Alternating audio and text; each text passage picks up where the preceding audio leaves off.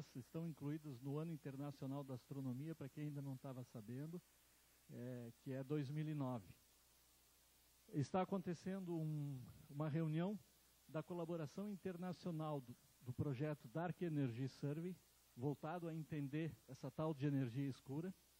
E nós estamos com visitantes de vários países e de várias instituições, que hoje, e ontem, e amanhã, e anteontem, nos deram e darão palestras em áreas específicas que vão ser usadas como elemento de pesquisa e de entendimento da energia escura e da matéria escura também.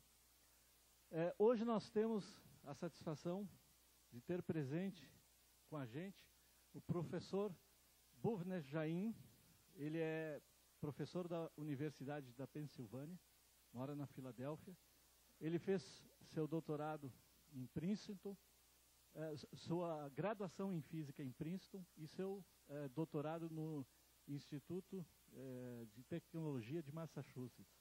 Então ele tem uma excelente formação, é líder de grupo de pesquisa, tem feito trabalho nos últimos anos exatamente nesse tema, lentes gravitacionais, que é uma das ferramentas que se espera possa colocar alguma luz na energia escura. Então, bem-vindos ao lado escuro do universo e vamos receber o professor Jain para a palestra. Bhuv, please, may you give your talk? Oh, we have to put that start.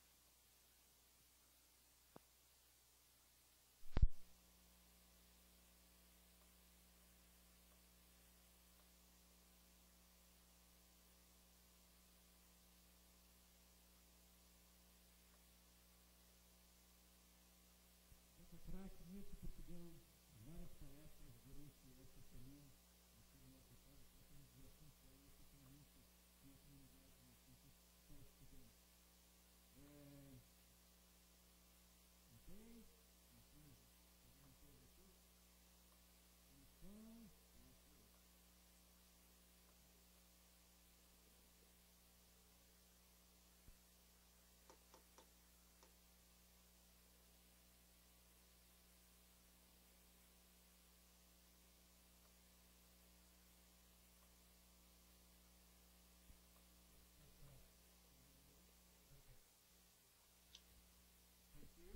Então, muito obrigado. Eu vou falar hoje sobre o fenômeno chamado lentes gravitacionais. O que estamos vendo na tela é uma fotografia de Einstein e que mostra uma manifestação do efeito de lenteamento. Então, se um buraco negro passasse por essa sala e tivéssemos a foto de Einstein por trás, veríamos este efeito.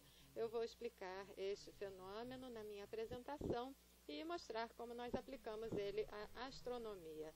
O lenteamento é um fenômeno muito elegante, é quase que um teorema matemático. E na astronomia, em geral, nós lidamos com objetos que são muito violentos e agitados. Esse é um dos raros fenômenos em que podemos aplicar a matemática elegante e aprender alguma coisa sobre o universo. Eu espero que apreciem isso no decorrer da apresentação. Vamos iniciar com algumas das principais questões colocadas na cosmologia. Uma delas é do que é constituído o universo.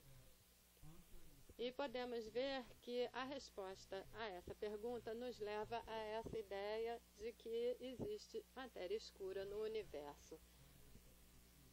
E por que isso é tão importante? O que é essa matéria escura e por que ela é tão importante? Outra pergunta é uma pergunta retórica, ou seja, a luz sofre algum desvio com a gravidade? A resposta é sim. E nós veremos que isso tem consequências que nós podemos usar para aprender sobre a matéria escura no universo.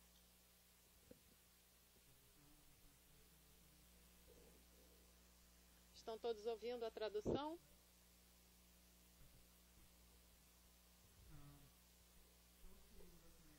Então, do que é feito o universo? O universo é feito de átomos.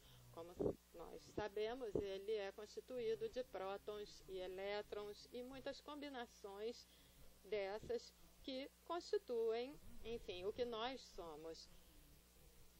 Mas ocorre que tudo isso é apenas 4% de todo o orçamento energético do universo. Então é como se tivéssemos um orçamento nacional anual para o Brasil ou para os Estados Unidos e vemos que a distribuição é feita de uma determinada maneira e é claro que ninguém nunca está satisfeito com essa composição. Mas se fizermos um orçamento energético do universo, vamos encontrar uma coisa muito surpreendente, que 1/4 do universo, mais ou menos, é feito desta matéria escura misteriosa. Escura no sentido em que não podemos vê-la diretamente. Ela não interage diretamente com a luz, então ela não tem cor. Podemos apenas inferir que ela está ali através da sua influência gravitacional. A grande surpresa dos últimos 10 anos é que os astrônomos descobriram que 3/4 do universo é constituído do que chamamos de energia escura, que é ainda mais misteriosa. É a energia que existe no espaço vazio, no vácuo. Então, ocorre que na física, quando nós temos um vácuo perfeito, esse vácuo pode ter alguma energia. E essa energia é que chamamos de energia escura e nós aprendemos a respeito dela durante o nosso estudo. É um pouco deprimente isso, que tudo... Uma interrupção. Precisamos mudar um cabo para melhorar o som. Uma breve interrupção. Nós vamos trocar um cabo para melhorar a transmissão. Ok, bora. No problem. So, we make up only 4% of what's there in the universe. Not us, it's everything that we know. Então, nós compomos 4% do universo. Tudo que nos compõe, moléculas, tudo no universo somado só constitui 4%. Então, é aí uma espécie de prorrogação ou extensão do princípio de Copérnico. Copérnico descobriu que nós não estamos no centro do universo, não somos nem o centro do nosso sistema solar. Então, é essa a extensão. Ou seja, nós não apenas não somos o centro do universo, mas também coisas como nós também não fazem a maior parte do universo. Nós somos realmente quase insignificantes. Os astrônomos ficaram curiosos para estudar essas coisas e também determinaram que tanto o passado e o futuro do universo pode ser determinado. E é isso que nos interessa. Eu não vou falar muito sobre o universo em expansão e toda a história do Big Bang. Só tenho um slide como introdução dessa história. Neste gráfico, nós vemos o tamanho do universo em função do tempo. Então, aqui temos o presente e temos algumas observações unidas por esses pontos que nos dão o tamanho aproximado do universo hoje e no passado, nos últimos bilhões de anos. Isso nós podemos extrapolar para o passado, para o momento do Big Bang, que nós pensamos que ocorreu aqui, e também para o futuro. O passado nós achamos que já é bastante certo como essa extrapolação funciona. E é por isso que nós dizemos que o universo tem 14 bilhões de anos de idade, desde o Big Bang, quando era uma bola muito pequenininha, e até o presente. O futuro ainda guarda algumas incertezas, mas até 10 ou 15 anos atrás, o futuro poderia seguir por uma dessas curvas. Se o universo contém muita matéria, então a matéria junta tudo, atrai tudo e causa um recolapso. Mas isso não acontece no nosso universo. A extrapolação que se adequa melhor aos dados é nesta curva aqui, dizendo que em algum ponto no futuro ele vai acelerar a sua expansão de tal modo que vai aumentar de tamanho, da mesma forma que a inflação, que vai acumulando com o passar do tempo e levando a resultados catastróficos quando nós tentamos balancear e equilibrar o nosso orçamento. Isso, então, foi uma grande surpresa, essa descoberta de que o universo está acelerando a sua expansão, porque, pelo que sabemos, o normal seria acompanhar uma dessas duas curvas. Então, o fato de estar acima desta curva crítica foi realmente uma grande surpresa. E é por isso que nós falamos da energia escura. A mistura, então, de energia escura e matéria escura pode determinar o destino do universo. Se não houver matéria escura e energia escura, acontece isso. Se houver alguma matéria escura e alguma energia escura, o comportamento é esse.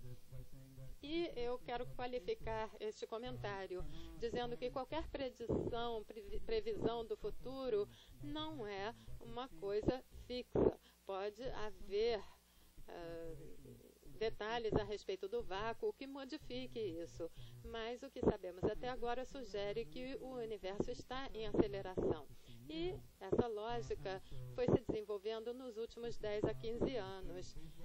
E um fato famoso é que um jogador de basquete falou num contexto, numa analogia com o universo, que nós achávamos que ele ia terminar de uma determinada forma e, em contrário, ele está se encaminhando para essa aceleração.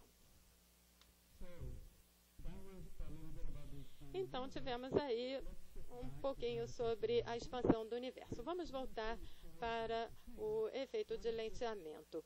Vou falar sobre algumas coisas. O primeiro são fenômenos lindos produzidos pelo efeito de lente no céu e o que ele nos diz sobre a matéria escura e as galáxias. Depois vamos ver escalas maiores e vamos perguntar o que podemos aprender sobre a distribuição de matéria e galáxias em todo o universo. Depois vamos dar um zoom de volta para a nossa galáxia e vamos ver o que nós descobrimos e aprendemos a respeito dos planetas fora do nosso sistema solar. Todos têm muita curiosidade em saber se há vida fora do nosso sistema solar. O primeiro passo para descobrir isso é descobrirmos planetas. E em seguida, se houver tempo, vamos falar durante alguns minutos sobre essa questão do destino do universo. Muito bem, a curvatura da luz. Einstein disse que quando temos um corpo pesado, como uma estrela ou uma galáxia, ele desvia a luz ao seu redor. Então ele disse, se o espaço é curvado, então os raios de luz, que podem ser pensados também como partículas e partículas sem peso, até mesmo essas ondas de luz e partículas sem massa, precisam acompanhar essa curvatura do espaço. Ele previu, então, que se nós olharmos para uma estrela por trás do Sol, a luz será desviada e nós podemos pensar que a estrela está localizada aqui, ao longo deste raio de luz. Essa previsão foi verificada durante uma eclipse solar, quando o Sol ficou ocultado, de maneira que pudemos observar as estrelas por trás dele. Foi uma certa coincidência. Em 1919, alguns anos após a teoria da relatividade de Einstein, essa previsão foi verificada, como sabemos, pelas observações também feitas no Brasil. E Einstein tornou-se, então, uma grande celebridade intelectual devido a esse fato. Com certeza, ele propôs uma teoria muito revolucionária da gravidade não ser uma força, mas sim algo devido à curvatura do espaço e da luz. Mas isso, na verdade, não tinha muita ligação com o mundo real na época.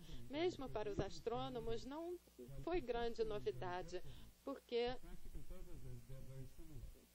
na prática, na verdade, a sua teoria e a de Newton são muito semelhantes. Então, essa observação muito sutil verificou uma teoria muito rapidamente E Einstein tornou-se não apenas um grande físico, mas uma grande estrela para o público.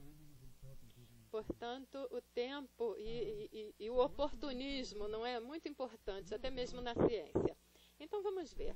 Se nós temos uma galáxia à nossa frente e estamos vendo um outro objeto, como, por exemplo, uma pequena galáxia mais compacta, os raios de luz serão curvados ou desviados. Essa galáxia, então, desvia o espaço ao seu redor e, assim, essa curvatura vai acompanhar essas curvas. Como resultado, o observador na Terra vê que esses raios de luz seguem este anel, formam esse anel, como se formassem um anel no céu, por causa desse simples efeito geométrico. Quanto maior a galáxia, maior o desvio e maior fica, então, o anel de Einstein. Einstein, então, chegou a essa conclusão, mas o que isso queria dizer? Uma coisa bonitinha que nós podemos observar. E 60 anos depois, em 1979, o fenômeno foi finalmente detectado e, após isso, os anéis de Einstein também foram vistos. Então, o universo tem sido muito gentil conosco.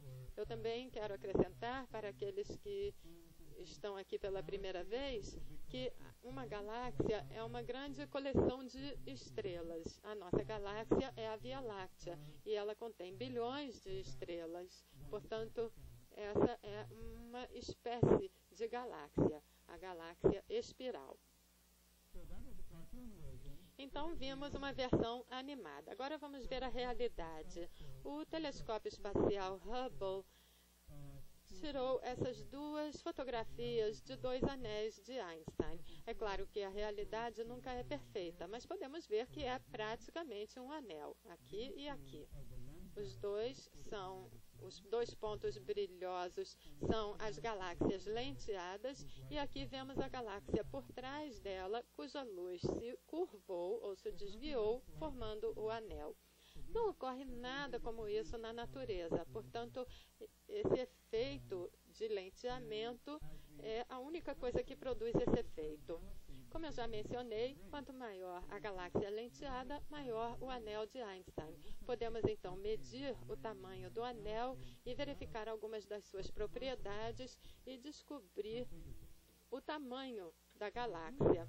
Ao fazermos isso, e esse é um exercício que os alunos do ensino médio podem fazer facilmente. Podemos medir a massa dessas galáxias. E aí teremos uma grande surpresa. Ao medirmos a luz total, podemos descobrir quantas estrelas existem. E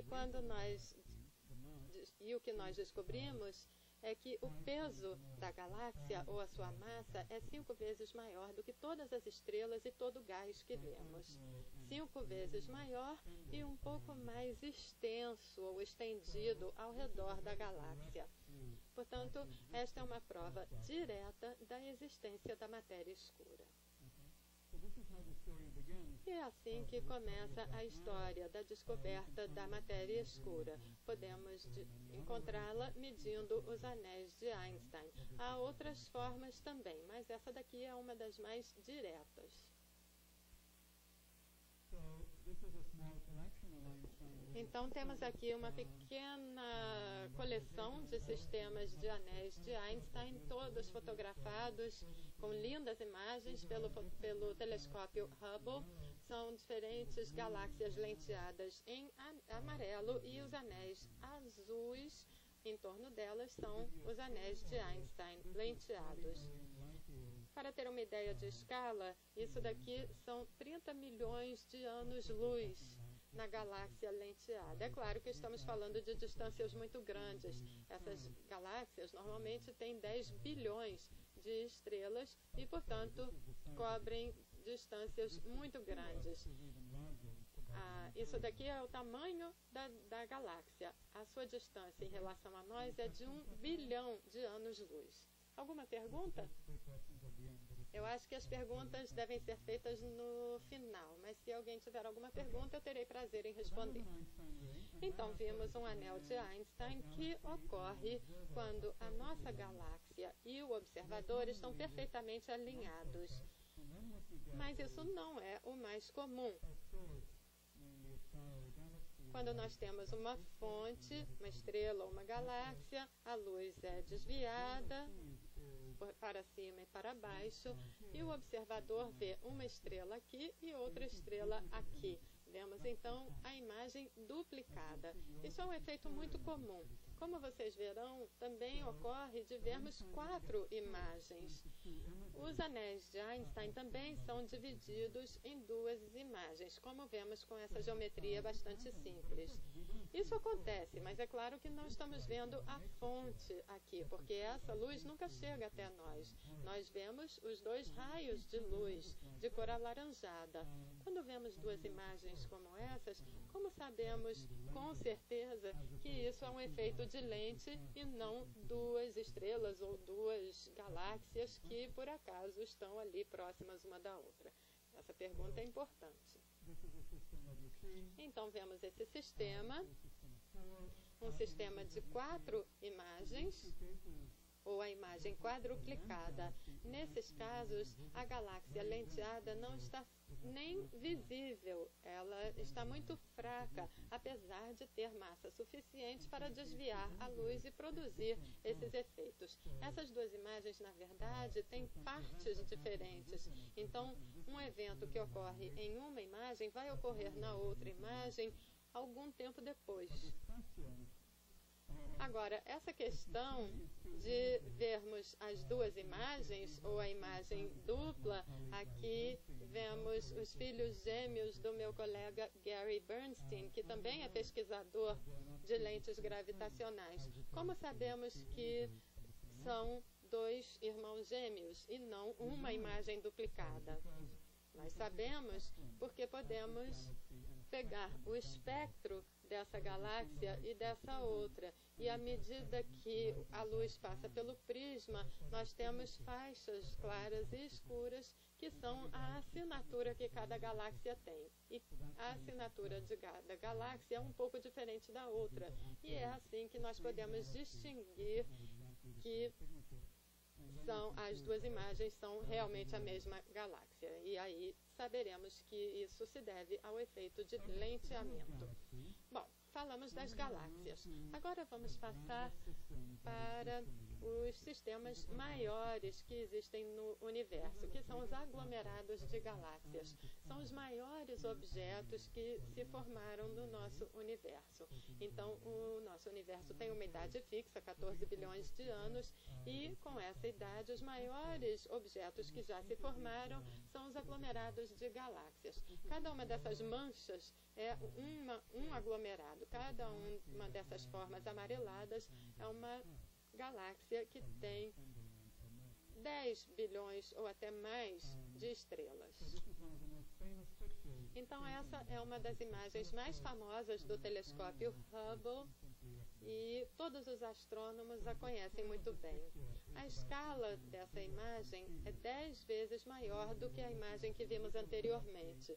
Estávamos vendo uma galáxia individual e agora vemos um conjunto de galáxias a 300 mil anos-luz. Na verdade, os anos-luz eu ainda não mencionei, é a distância que a luz viaja em um ano. É uma distância muito grande e é uma unidade muito utilizada para medir distâncias na astronomia. Então, a razão de eu estar mostrando este aglomerado de galáxias é que ele traz essas características estranhas. Essas características são os mesmos arcos de lenteamento que nós vimos na imagem anterior, só que são muitas delas, porque há muitas galáxias aqui nesse aglomerado. Essas manchas mais azuladas não fazem parte desse aglomerado, estão muito mais atrás, muito mais afastadas. E as que estão atrás do centro do aglomerado são esticadas. E aí nós vemos esses arcos, formam esses arcos. Na ausência do efeito de lente, elas teriam esse aspecto, mas devido ao lenteamento, a sua imagem é distorcida. Nós podemos usar todo esse conjunto de arcos. Alguns são duplicados. Vemos um aqui, outro aqui, para reconstruir a distribuição de massa desse aglomerado de galáxias. E ao fazermos isso, nós obtemos uma imagem como esta aqui. Então, aqui vemos os picos de massa demonstrados pelo espaço, e esses picos, que são como prédios altos, são as maiores concentrações de massa.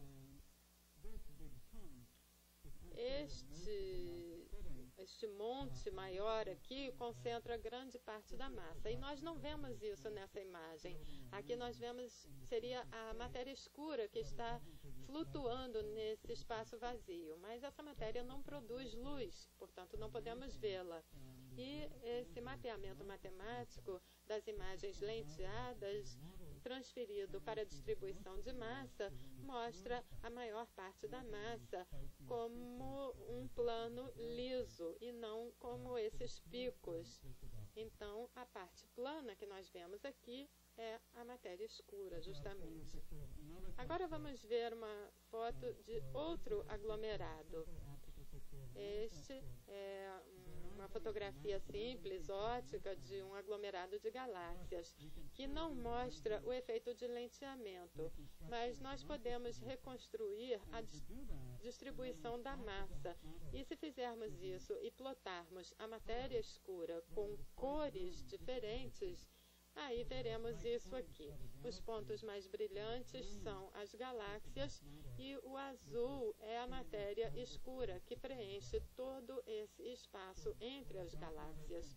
Portanto, a matéria escura contém mais massa do que todas as galáxias juntas.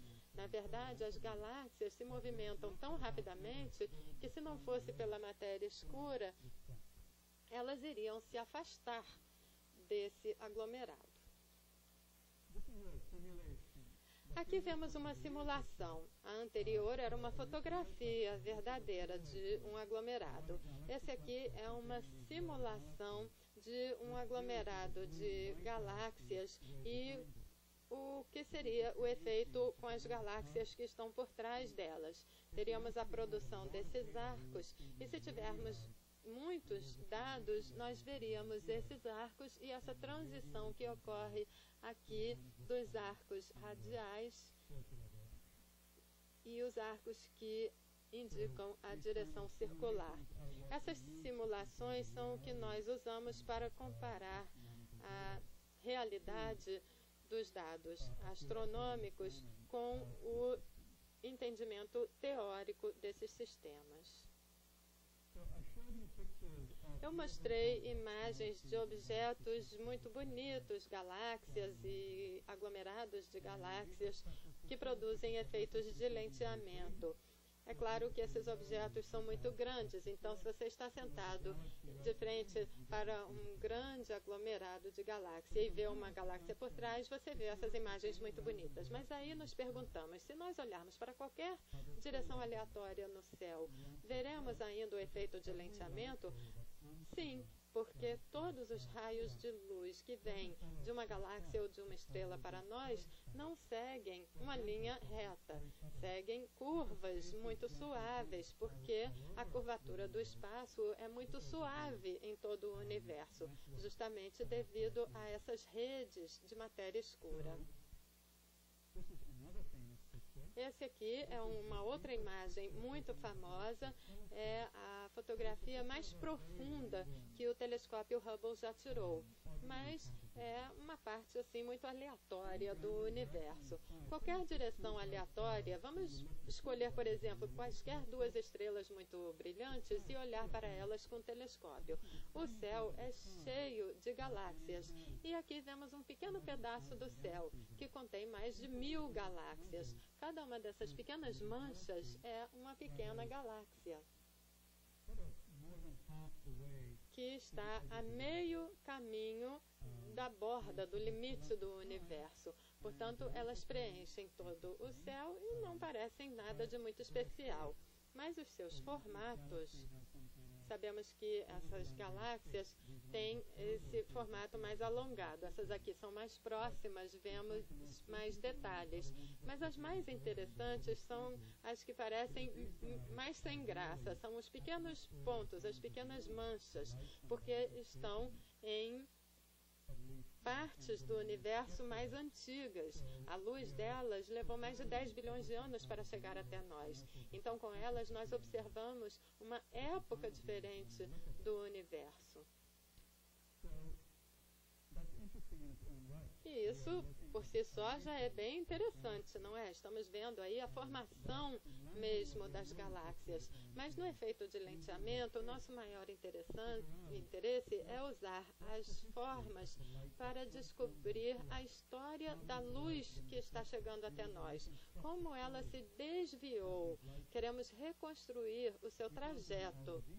Não podemos aprender todos os detalhes, mas ao estudarmos isso, podemos aprender sobre a distribuição de massas que causou a curvatura e o desvio desses raios de luz. E quando fazemos isso, a imagem resultante é essa aqui.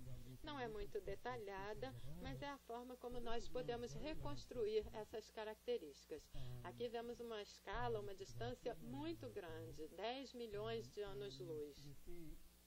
E aqui estamos vendo uma rede de filamentos de matéria escura. Aqui vemos grandes aglomerados. Estamos fazendo um zoom muito potente. E aqui grandes espaços vazios ou vácuos. Portanto, o universo é muito grande e a matéria escura está concentrada nessas áreas. Esse mapa aqui é novo. E apenas nos últimos 3 ou 4 anos é que nós conseguimos começar a mapear a matéria escura em todo o espaço, não apenas nessas estruturas muito grandes. E aqui, aquilo que vimos anteriormente eram dados reais. Aqui fazemos uma simulação do universo que mostra o trajeto da luz de uma galáxia distante até nós. Em laranja nós vemos a rede de matéria escura. É claro que numa simulação podemos usar a cor que quisermos, até mesmo para aquilo que não vemos. Então aqui vemos como é a distribuição da matéria escura. E só os pontos brancos são as galáxias, e que nós vemos. O resto não vemos diretamente, mas podemos reconstruir nessa simulação com um efeito de lenteamento. Uma coisa realmente nova no lenteamento é a tentativa de fazermos reconstruções em 3 dimensões. Então aqui vemos 2 e 3 dimensões. São estruturas de matéria escura que estão sendo reconstruídas tridimensionalmente. É uma espécie de tomografia que reúne raios-x de várias direções e reconstrói a forma do esqueleto quando é feito numa pessoa. Então é assim que reconstruímos essa estrutura tridimensional da matéria no universo, mesmo que nós só consigamos observar 2 dimensões. Bom, nós fomos muito longe, cobrimos distâncias verdadeiramente cosmológicas. Agora vamos voltar para a nossa galáxia e vamos nos perguntar como podemos encontrar outros planetas. A nossa galáxia tem esse aspecto, aproximadamente.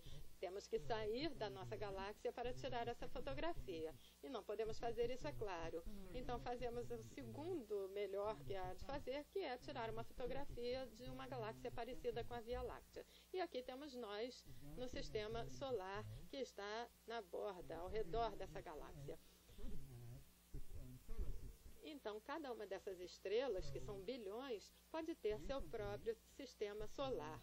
Recentemente, os astrônomos descobriram mais de 200 sistemas solares. É uma outra coisa que torna essa nossa época muito interessante para esse campo do conhecimento. Há milhares de anos, os seres humanos veem as estrelas no céu, mas só nos últimos 11 anos conseguimos ver os planetas ao redor deles. Agora, esses planetas são detectados de diversas formas. E é claro que tudo isso requer telescópios muito sofisticados e avançados e outras tecnologias. Mas vamos ver alguma coisa ligada ao efeito de lenteamento, que é muito interessante. É a descoberta de planetas muito pequenos. Os primeiros planetas a serem descobertos foram os maiores, do tamanho de Júpiter. E agora estamos descobrindo planetas com tamanho mais próximo do da Terra.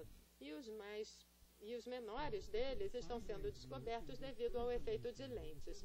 Aqui vemos a nossa galáxia, a Via Láctea, com a luz infravermelha. Então eu falei que nós íamos voltar para casa.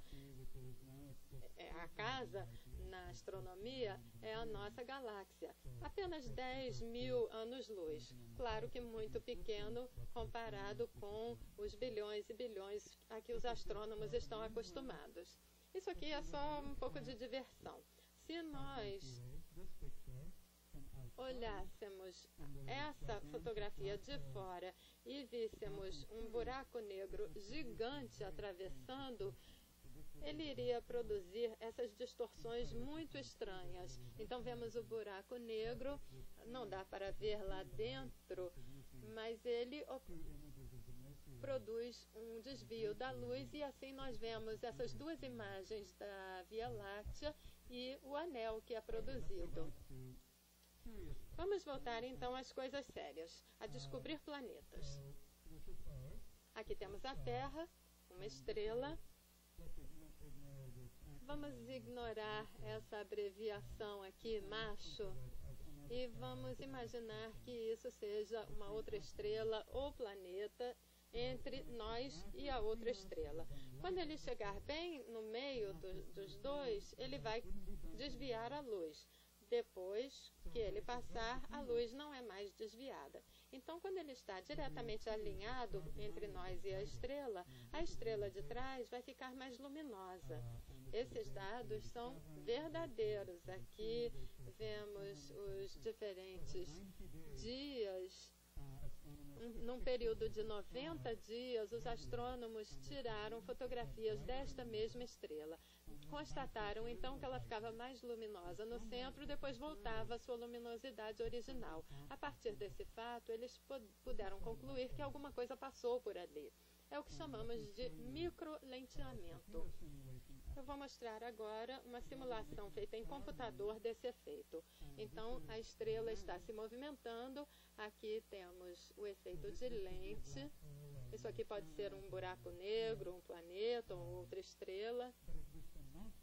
E se esse objeto não estivesse ali, nós veríamos essa linha azul da estrela. Ela moveria nessa linha reta e atravessaria o espaço.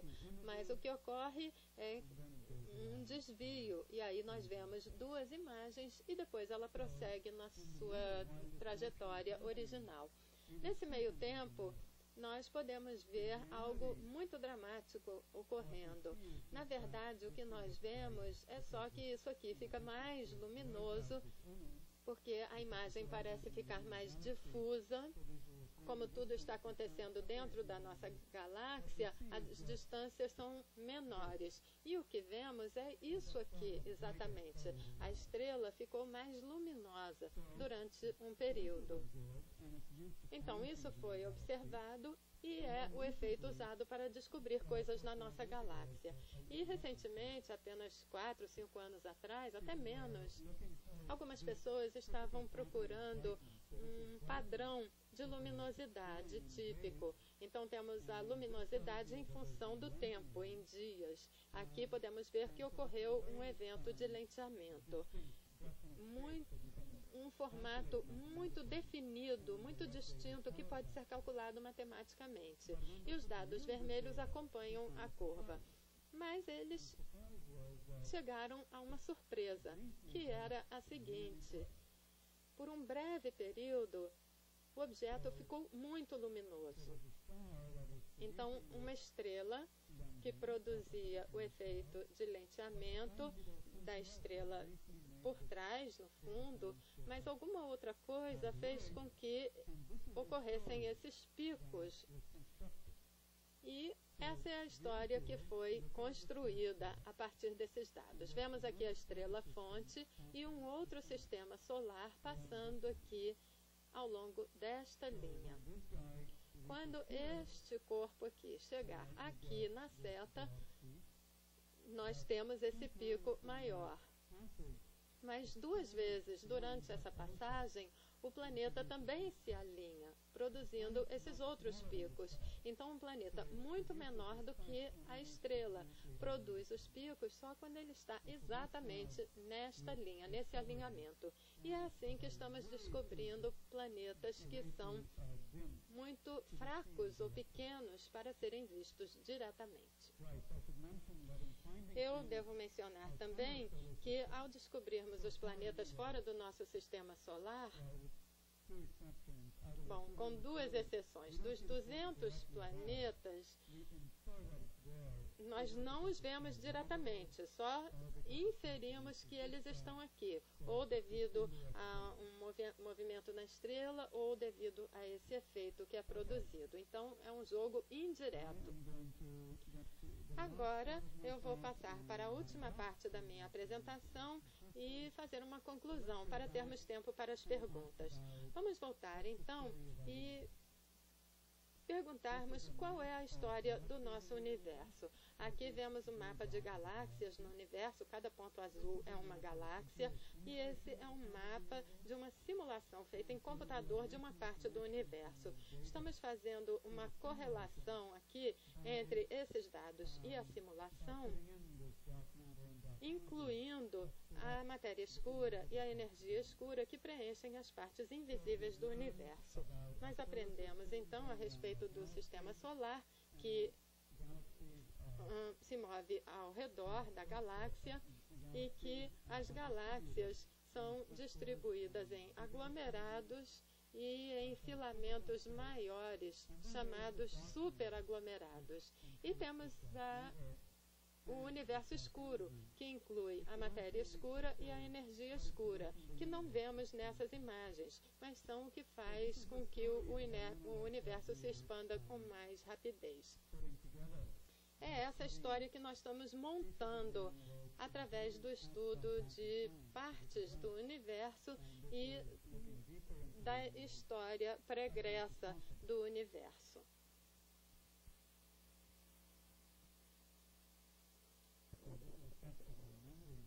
Agora eu vou testar a minha memória, porque eu não consigo ler português, mas eu vou tentar falar sobre o que está escrito aí. Como nós aprendemos sobre essa matéria escura e o que nós aprendemos? Aprendemos que em grandes distâncias no universo, ela é distribuída de forma bastante uniforme nas galáxias, entre as galáxias. Mas o que é essa matéria? A astronomia não nos diz isso, só nos diz quais são as suas propriedades. Pode ser um monte de buracos negros, pode ser uma grande coleção de corpos enormes do tamanho de Júpiter, que não vemos porque estão muito afastados, mas nós não achamos que seja nenhuma dessas explicações. Achamos que são partículas microscópicas. Da mesma forma como há prótons e elétrons, existe uma outra partícula que não é conhecida com certeza, mas muitos teóricos acreditam que ela exista. E os dados da astronomia parecem ser consistentes com o fato da matéria escura ser composta dessas partículas. É uma área, então, que as observações astronômicas feitas em grandes distâncias estão fazendo essa conexão com essas partículas fundamentais que constituem a matéria.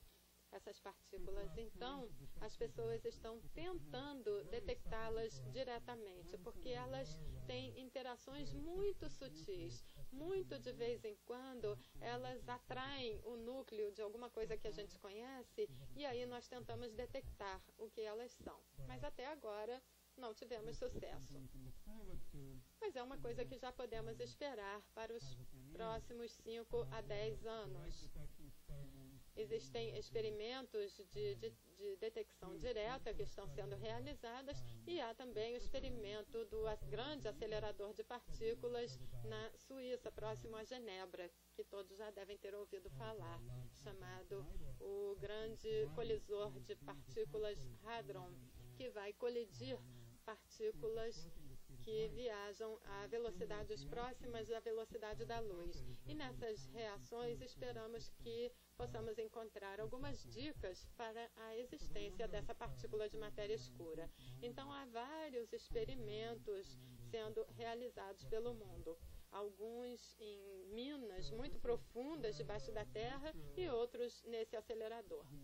E é aí que o micro-universo, a microfísica, se liga com a astronomia, o estudo do universo.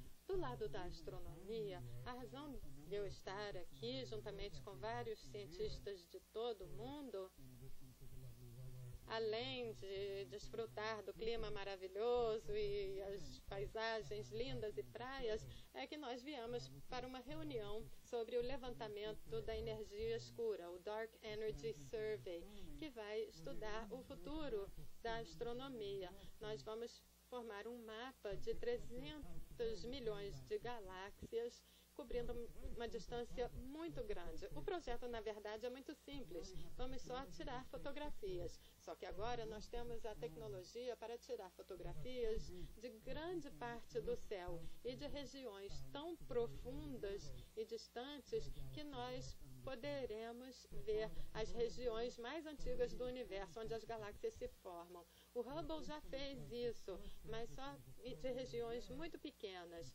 Com esse telescópio de 4 metros de diâmetro que está sendo montado no Chile, vamos poder fotografar uma região muito grande do céu. E com isso vamos mapear a matéria escura. Vamos usar todas as imagens das 300 milhões de galáxias para criar mapas da matéria escura, cobrindo, enfim, um espaço muito grande de bilhões de anos-luz. O projeto vai ser iniciado em menos de 2 anos, é quando vai começar a coletar os dados e será uma das pedras fundamentais para a criação desse mapa que vai cobrir grande parte do universo observável. O universo tem 14 bilhões de anos de idade, um tamanho de 10 bilhões de anos-luz, e nós estamos esperando poder mapear grande parte das galáxias e toda a matéria escura que existe entre nós e essas galáxias. E isso vai nos dizer muito sobre as galáxias, sua formação, e poderá completar a história de onde veio o universo e para onde ele irá. Enfim, perguntas que nós nos fazemos sempre. É claro que a resposta final, definitiva, não sabemos se vamos encontrar, mas com certeza daremos um passo muito importante com projetos como esse nos próximos 5 a 7 anos. Obrigado pela atenção. Se visitarem os Estados Unidos, poderão visitar Washington, D.C. e seus maravilhosos museus. Um deles é o Museu Smithsonian, e na nossa imaginação nós podemos pensar o seguinte: eu estou aqui de frente para esse museu e um buraco negro do tamanho de Júpiter passou entre mim e o museu. Veríamos isso aqui, uma imagem duplicada e invertida do prédio e também distorcida, formando essas imagens estranhas. São fotos que nós podemos tirar usando a matemática do efeito do lenteamento. E eu mostrei fotos verdadeiras do universo que não são nem tão complicadas quanto essa, mas que nos dizem muito a respeito do universo. Obrigada.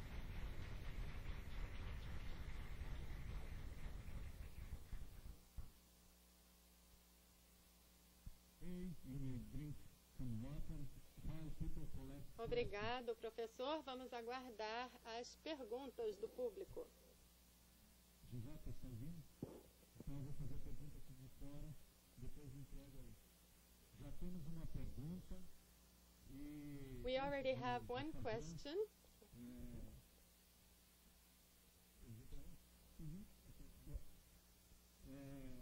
Realmente esse projeto... And before asking the question, I would like to quote Captain Kirk from the spaceship. We are going where man has never been. We are going to regions that are still unknown to us. So let us begin the questions. A primeira. The first one. Letra muito boa, gostei. Very nice handwriting. Como a luz é desviada quando passa, por exemplo, um aglomerado? O que nos garante que uma fonte distante veio por trás de somente um aglomerado e não de vários outros?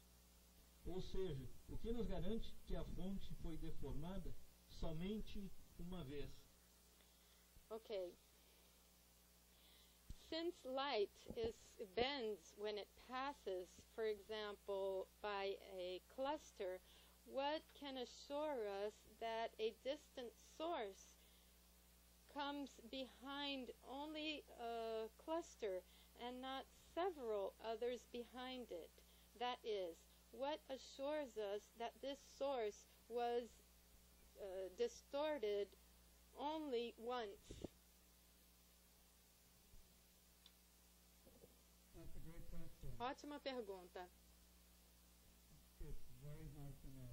E é muito difícil sabermos se é realmente uma única fonte ou mais de uma fonte que causou o desvio ou a curvatura da luz. É a limitação de fazermos observações em duas dimensões no céu e tentarmos reconstruir a história do que acontece numa terceira dimensão. But we think we can do it. Mas nós achamos que é possível fazer isso. Duas coisas. A primeira é que esses grandes objetos, galáxias e aglomerados de galáxias, são muito raros. E a chance de haver dois objetos e depois mais uma fonte por trás, ou seja, dois grandes aqui e uma outra fonte por trás, matematicamente a probabilidade é realmente muito baixa. Mas, em princípio, nós podemos verificar isso a partir dos dados. A forma como nós fazemos isso é a seguinte: nós usamos uma manifestação mais sutil do efeito de lenteamento que eu mostrei aqui.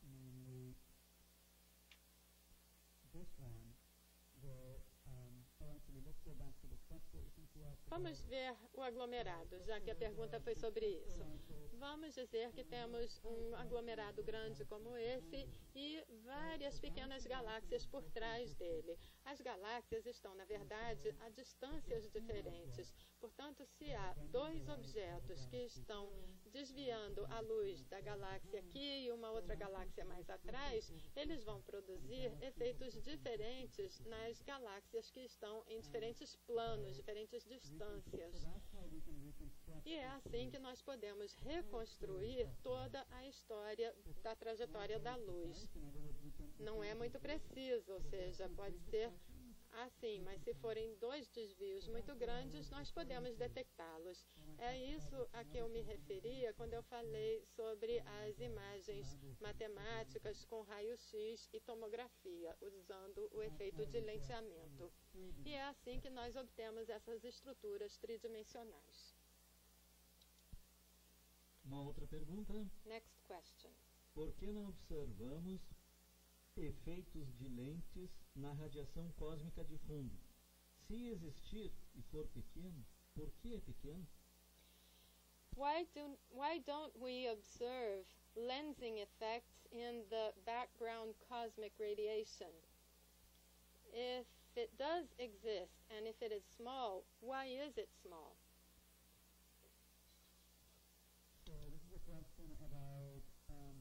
A pergunta é sobre a luz que vem da radiação cósmica de fundo.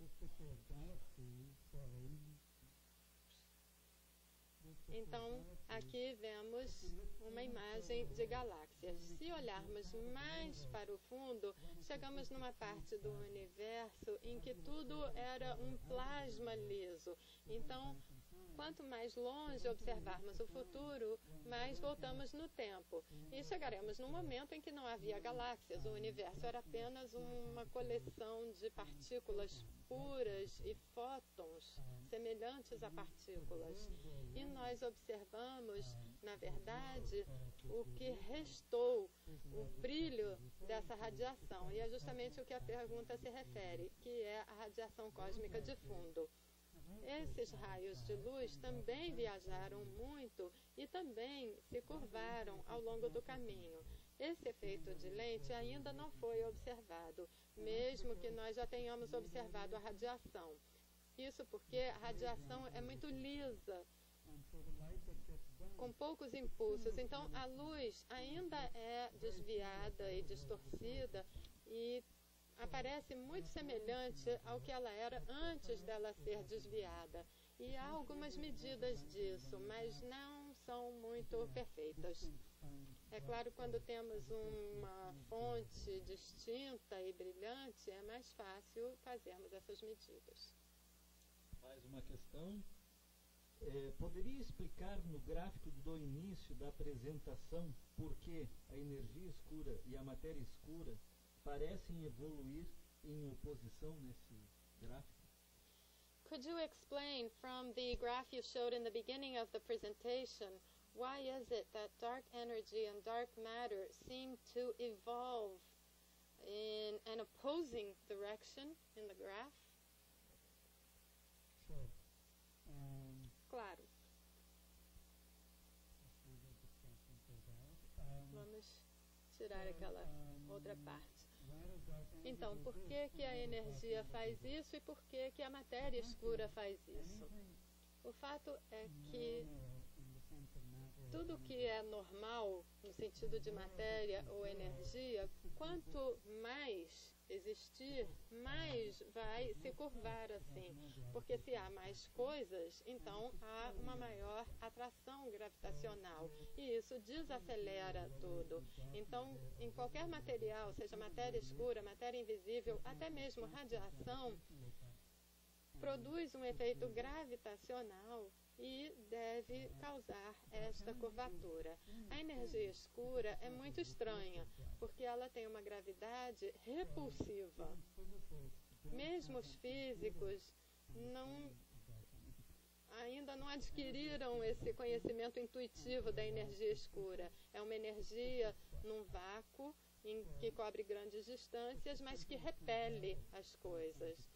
Isso é algo que saiu das equações de gravidade de Einstein, ou seja, a existência de uma substância que produz essa gravidade repulsiva e que causa a aceleração do universo.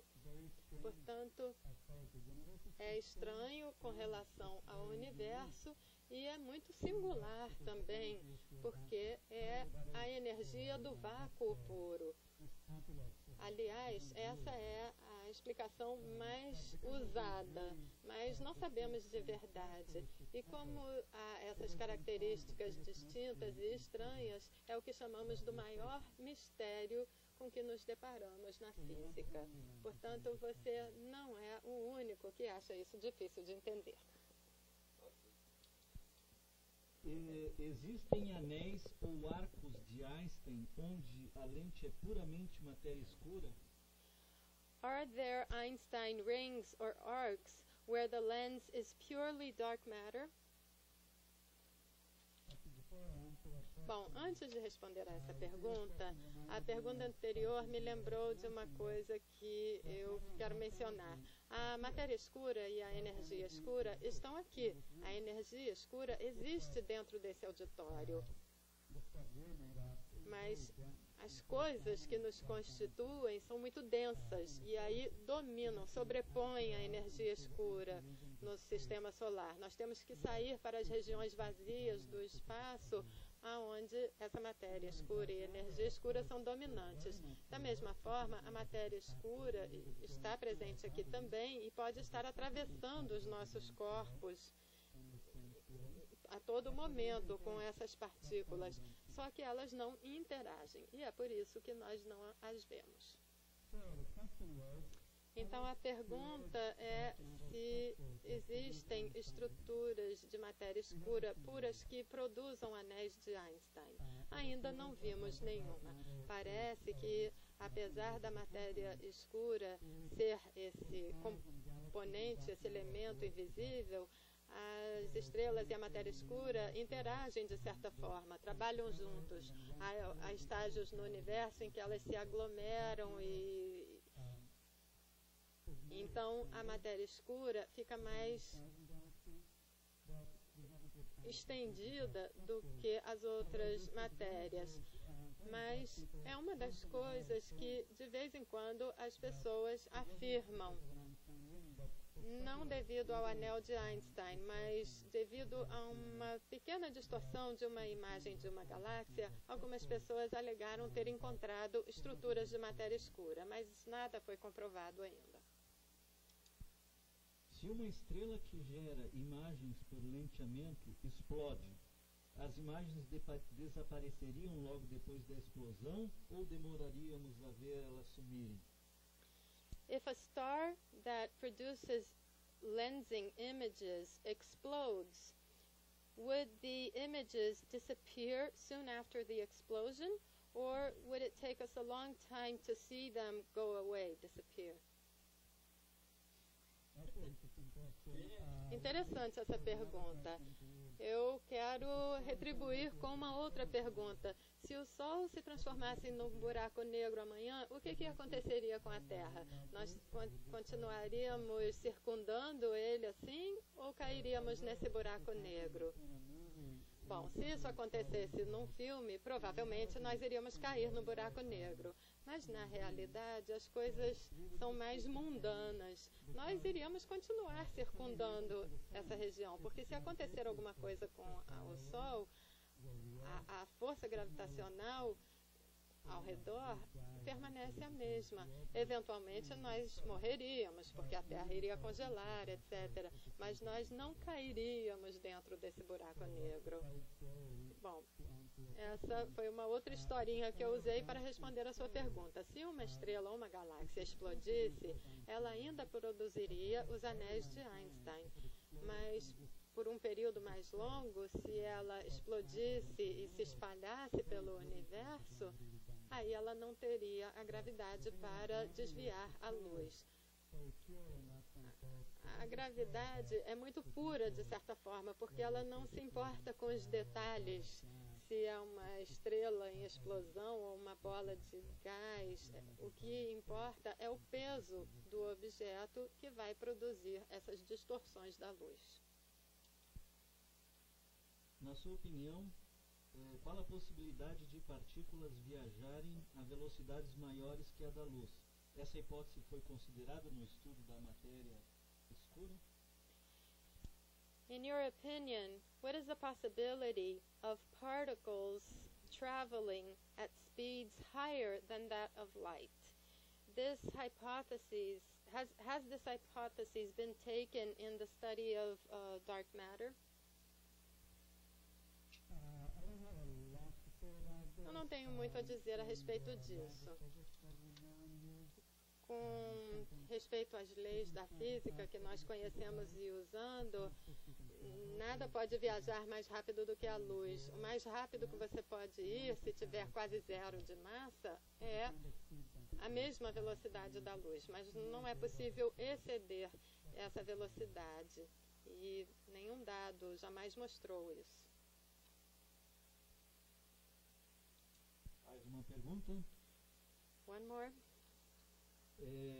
Os efeitos de lenteamento seriam sombras ou reflexos da luz?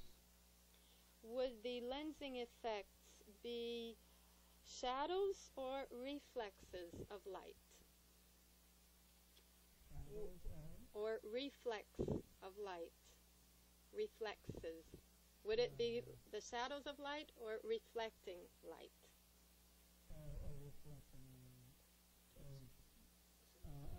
Interessante. Não sei se eu entendi bem. Vamos ver se eu consigo explicar.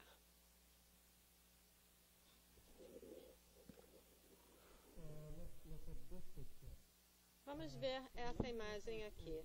O efeito de lente faz com que algo fique um pouco mais brilhante.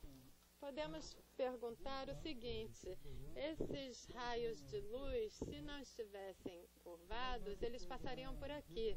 E o coitado que estivesse lá em Júpiter e perdesse esses raios de luz, o que aconteceria com ele? É verdade que nós não podemos violar a energia, devido à conservação da energia.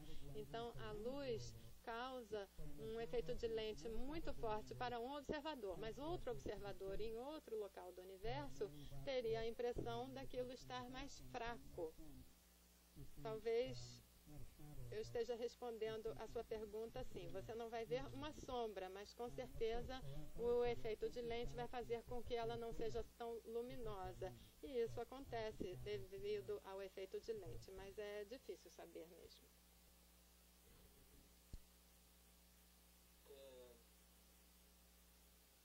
Às vezes a pergunta fica meio complicada, mas vamos tentar ver se a gente entende isso. We're trying to interpret this one. Como é possível cada estrela ter seu próprio sistema solar? E qual a diferença entre a energia e matéria escura entre eles? Diferentes sistemas. How is it possible for each star to have its own solar system? What would be the difference between dark energy and dark matter, and what do they have in common?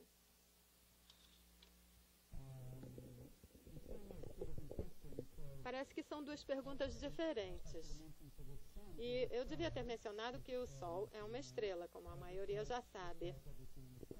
Igual a todas as estrelas que vemos no céu, só que esse Sol é a estrela que nós circundamos, orbitamos. Mas nem todas as estrelas têm planetas orbitando, não tem o sistema solar, mas parece que muitas têm. É uma coisa que estamos descobrindo. Ok, acho que... We are ending our question. Vamos dar por encerrado. Vamos agradecer novamente, Jaim, pela... Thank you very much, Professor Jaim, for the excellent presentation.